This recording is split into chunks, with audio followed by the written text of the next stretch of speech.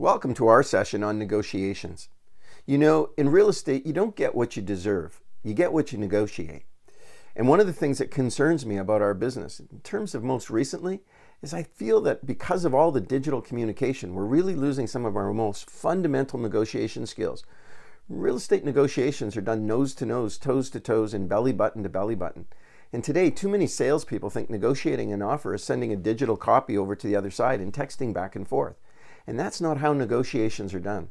For instance, negotiations happen at a real local level. I mean, you might be licensed in the state or the province to sell real estate, but if you don't intimately understand the local market conditions, when a buyer looks at you and says, "What should I do?"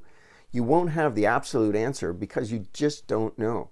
So my suggestion to you is be a local expert. Really understand the intimate details of the marketplace. So when a seller says, "Should we?" or a buyer says, "I'm thinking," you're going to be able to follow that conversation along to make sure they make the right decision.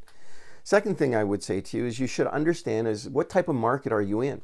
Like for instance, if you're in a buyer's market, that means there's lots of inventory and buyers have the luxury of choosing in a sense. So if they can't get this one, they can get another one or another one. Why that's important, if you're representing the seller in this market, the seller has to be very careful when an offer comes in, because if they can't make a deal with this buyer, they could be a long time waiting for another one. In a market that's oversupplied, really the seller has to look for ways to make their home more attractive. Sometimes it's price, sometimes it's chattels that they're going to include, or they're going to be flexible on their terms. But they need to bend a little bit in this marketplace to get to the front of the line so that their property is one of the few that actually sell. Now, in a market that's the reverse of that, where there's not a lot of inventory and supply is down, then of course the sellers are going to negotiate the terms of the conversation. In a market like that, the buyers have to be prepared maybe to pay a little bit more than asking price. They might have to increase the size of the deposit and be flexible on their closing date or what they're asking for.